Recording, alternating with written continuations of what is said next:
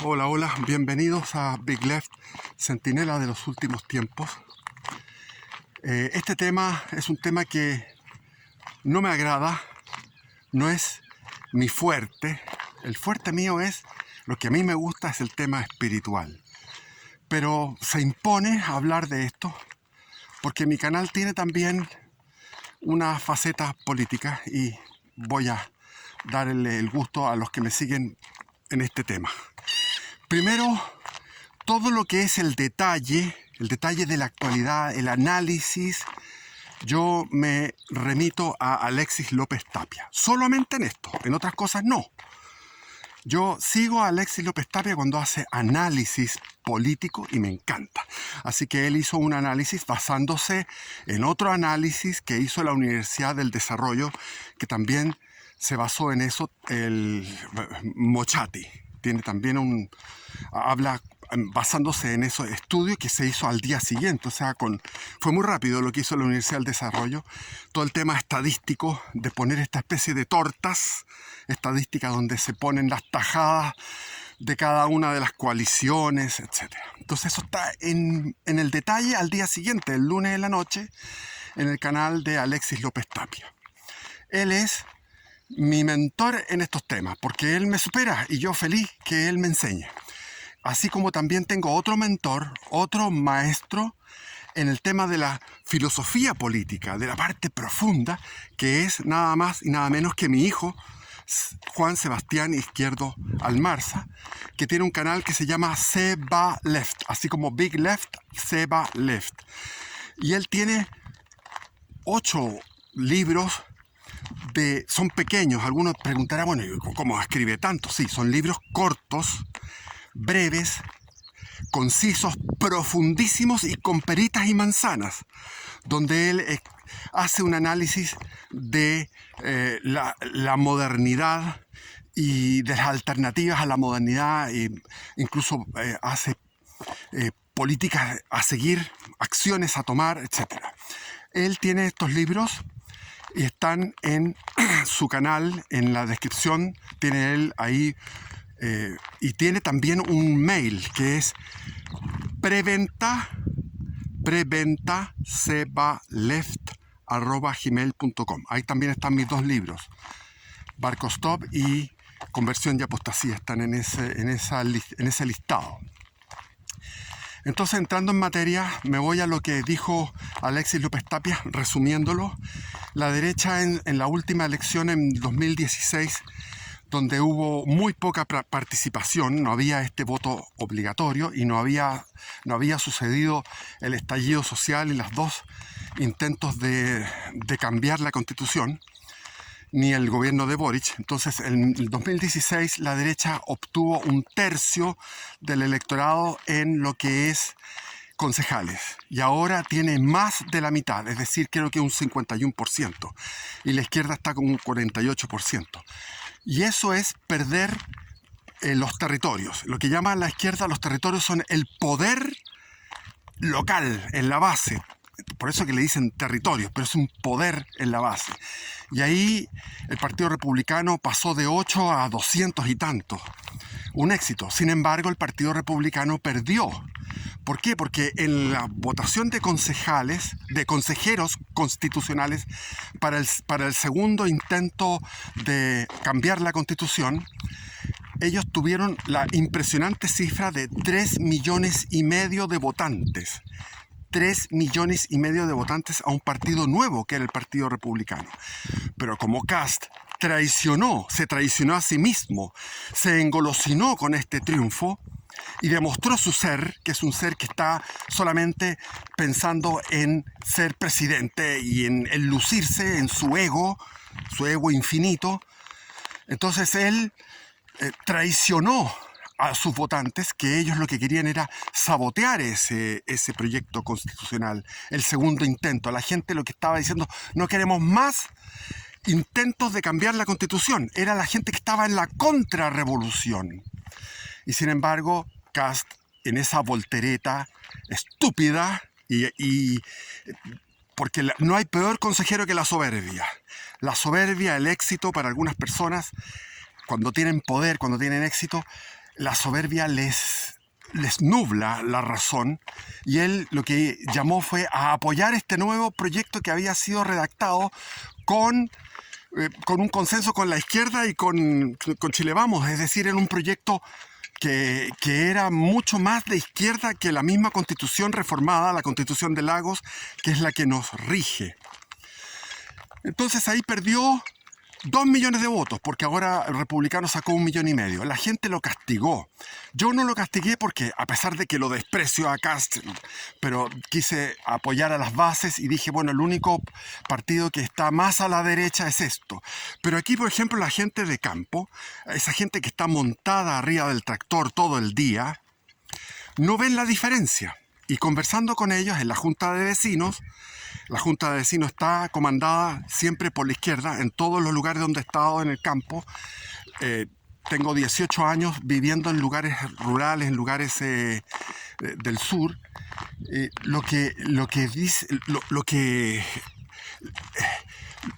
La hegemonía es de la izquierda en las juntas de vecinos, pero con los guasos de derecha, ellos no ven una diferencia.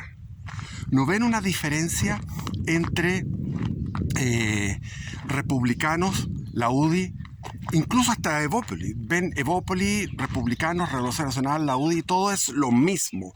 Son distintos partidos que todos son opositores al merluzo. Eso es todo. ¿Por qué? Porque Kast no hizo una diferenciación hacia la derecha. Lo mismo pasó con la UDI, el partido en el cual yo milité. Pueden verlo ustedes cómo milité en los años que estuve y después cómo me anulé mi suscripción de militante inmediatamente después del estallido, cuando estaba la Jacqueline Van Rieselbergher y se portó pésimo con mi hijo y dijo eso, la típica frase, castigamos la violencia venga de donde venga. Y después vino el señor Desbordes y dijo, hay que seguir la calle, hay que hacerle caso a la calle. Hay que hacerle caso a la calle. O sea, era un revolucionario Desbordes. Desbordes fue el que hizo todo lo que fue el tinglado, ese arreglo del 25 de noviembre para una nueva constitución. Desbordes es un masón, así que en Santiago no se ganó nada. La UDI, ¿a dónde voy con la UDI? La UDI perdió, tenía, en la década del 90 estaba dibujada como un partido de derecha puro, no de centro derecha, que era un partido que reivindicaba el legado del gobierno militar, o sea, la acción, la labor del gobierno militar. Y a partir del cosismo de Joaquín Lavín, se me olvida el nombre en este momento, el señor Lavín, que Lavín trajo lo que es el faranduleo, trajo una liviandad, trajo una cosa de farándula. Entonces, a partir de Joaquín Lavín, el partido en el interior de las construcciones, de las habitaciones donde iba en Suecia, en el mismo Congreso, etcétera, lo que hay es el retrato de Jaime Guzmán Errázuriz, pero es del puro retrato, porque los tipos se fueron por una encuestitis. Acuérdense que el partido de la UDI propuso al señor Goldberg, que no tenía idea de nada, que era un cantinflas extraordinariamente cantinflero. No decía nada, era impresionante el señor Goldberg, que después lo pillaron en algo, no sé, pero la frivolidad del partido, que ahora está con el hijo de Lavín complicado. Metieron a esa niña, esa niña que estuvo de alcaldesa en Maipú, están comiendo de su propia mierda. Eso es la UDI. Renovación Nacional ha tenido una política bastante coherente y se posiciona como un partido de centro-izquierda y ha ganado, ha engordado. Y los felicito porque han hecho buen trabajo en eso. Después está el tema de la fidelidad de los izquierdistas con su gente. Ustedes ven que todo el problema de Monsalve es la fidelidad con su gente a pesar de todo. En cambio, en la derecha existe la hipocresía, el fariseísmo. ¿Qué es lo que es el fariseísmo? Si me equivoco, pido disculpas, pero esta es mi idea. El fariseísmo es decir, yo soy bueno y tú estás cometiendo un pecado, por lo tanto yo te acuso ante todos ustedes porque este es un pecador. Y me acuerdo que en plena dictadura, que no era dictadura ya, porque ya lo he explicado, la dictadura estuvo desde el 11 de septiembre de 1973 al 11 de septiembre de 1980, cuando en el plebiscito se ratificó la Constitución y el pueblo en un 67% apoyó que Pinochet gobernara durante 8 años, hasta el plebiscito del 88. Desde el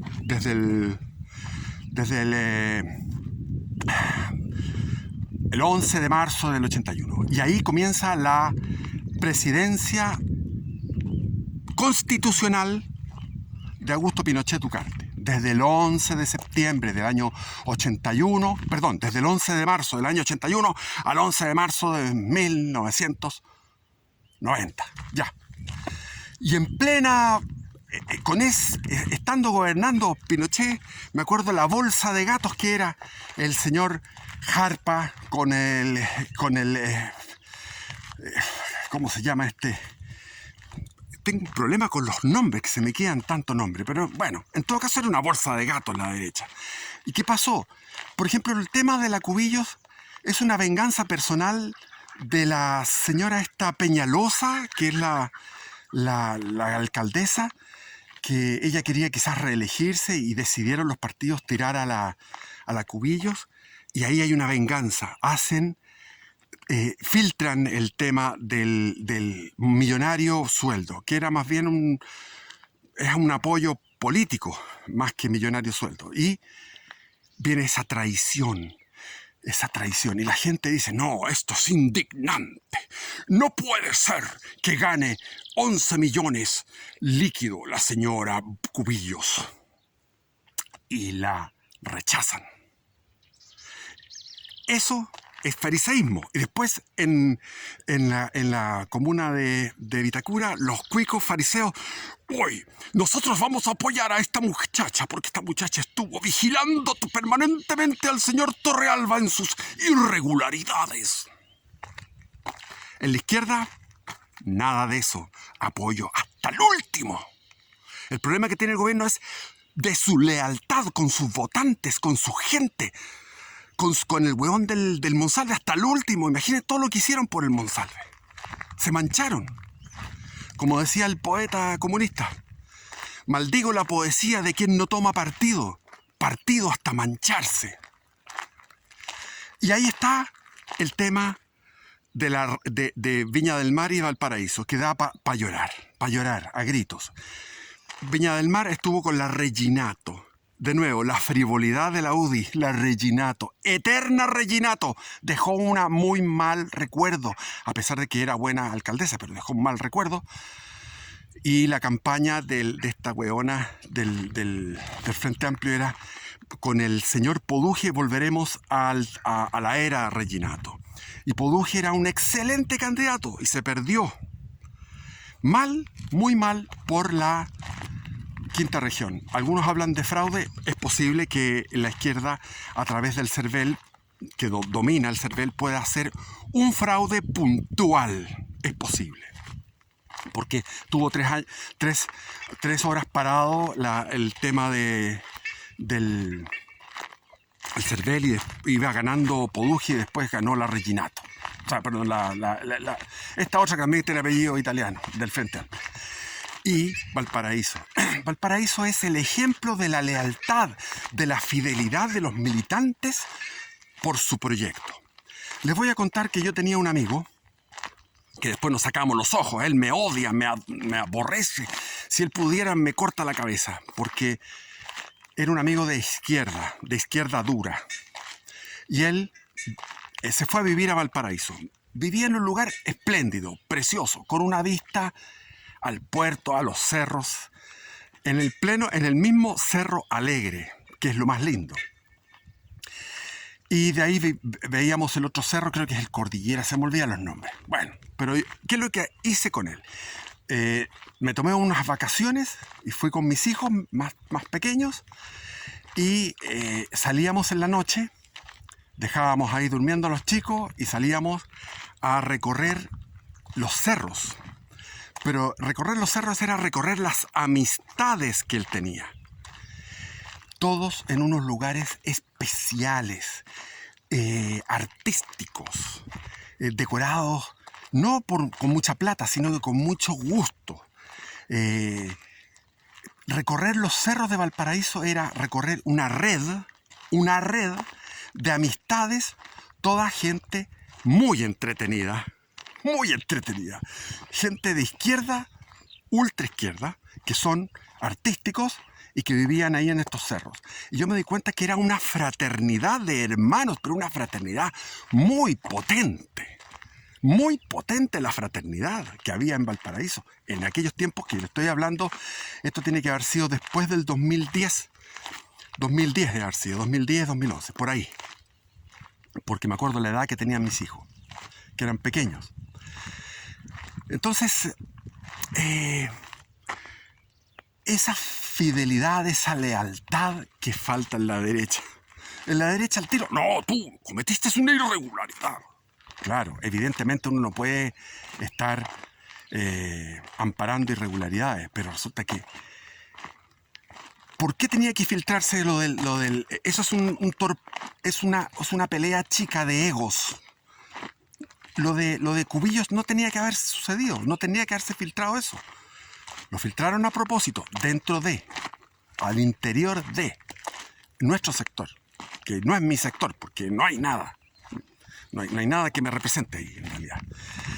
Entonces, la derecha, según el contraproceso revolucionario, la contrarrevolución, según Alexis López Tapia, está avanzando.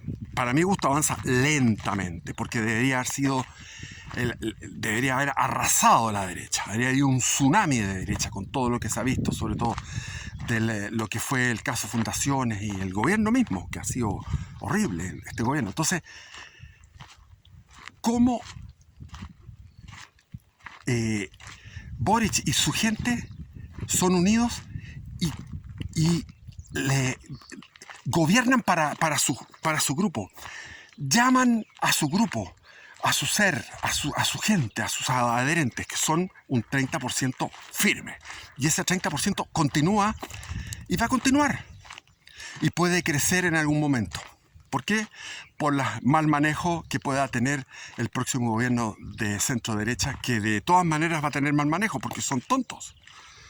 Y ahí están las críticas de mi hijo. Tienen que ver el canal de mi hijo, Sebalef, donde los critican muy bien. Y lo que siempre he aprendido, no siempre, pero aprendí ahora con mi hijo, es la crítica al sistema democrático. Digo yo, ¿cómo pude estar tan cegado, tan liberal? Entonces me abrió los ojos, porque hay una reflexión desde el catolicismo tradicional hispánico, del cual yo ahora me he suscrito ya de viejo, a los 60 y tantos años, me di cuenta de esto, de que vivimos en un mundo demoníaco. O sea, la democracia es algo demoníaco y además ilógico. Es ilógico, antifilosófico, antiteológico, anti todo. ¿Por qué? ¿Cómo puede ser que los gobernados van a gobernar? Es ridículo. ¿Cómo puede ser que el voto de una persona informada, de una persona culta, que conoce la realidad, va a valer lo mismo que el voto de una persona que no tiene idea de nada ni le interesa el tema?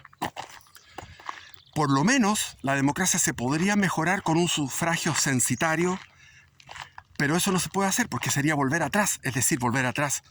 Para ellos el progreso es ir aumentando los cupos de los que votan. Me acuerdo que cuando era joven eran mayores de 21 años.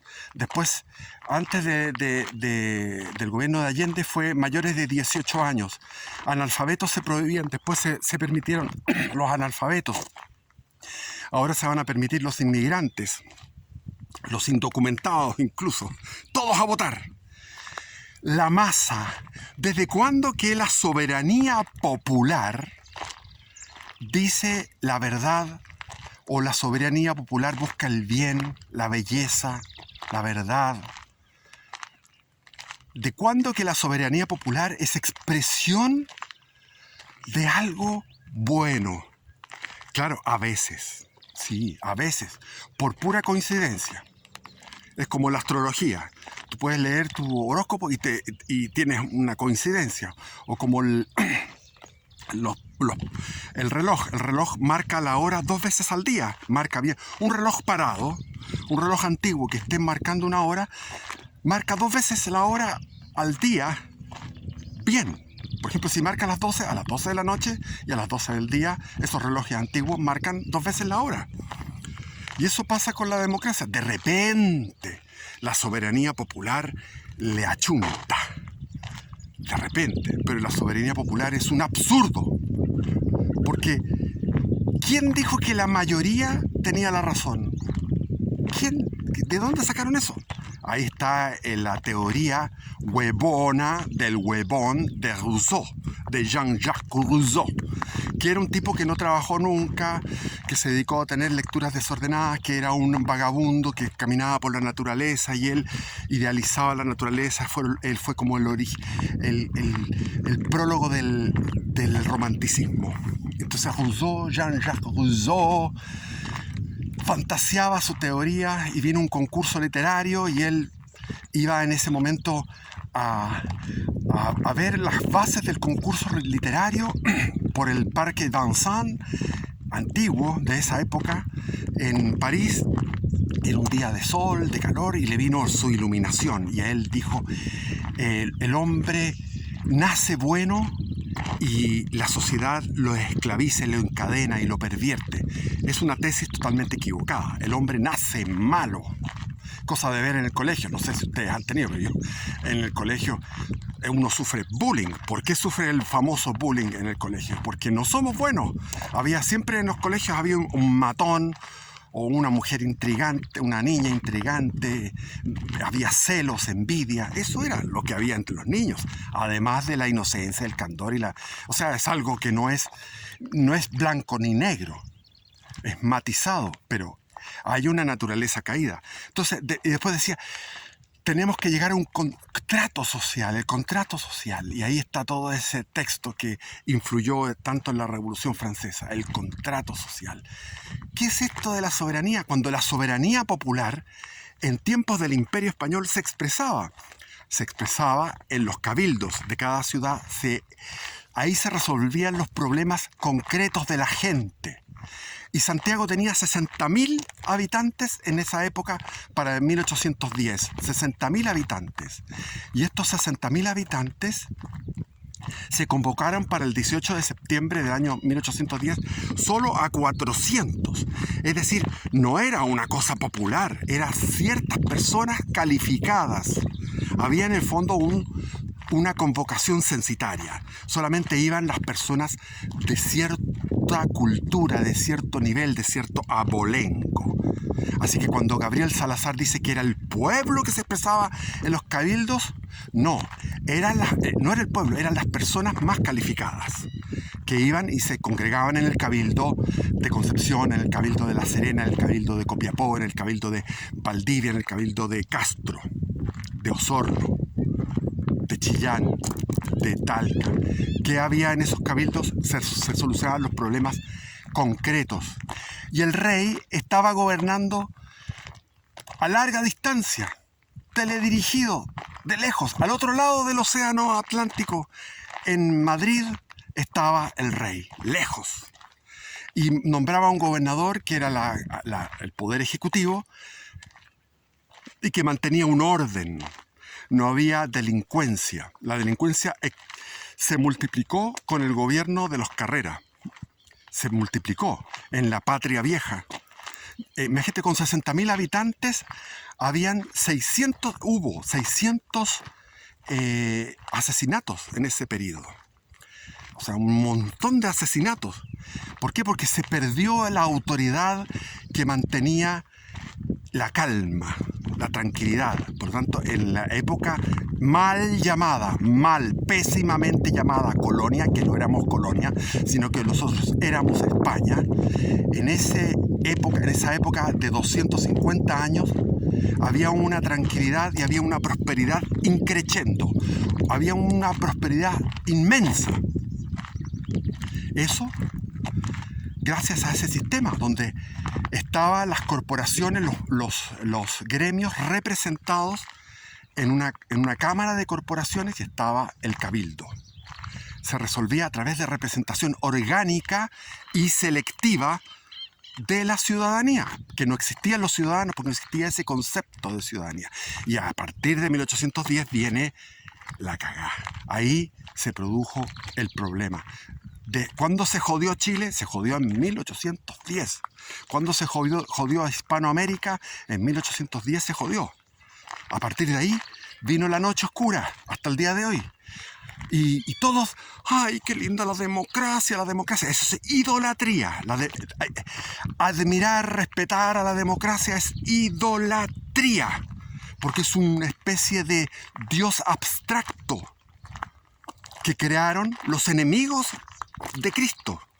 Los masones, los liberales, los iluministas, los protestantes puritanos,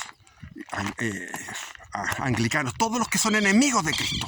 Ellos son los que crearon esta monstruosidad llamada democracia. Y eso, bendiciones, viva Cristo Rey.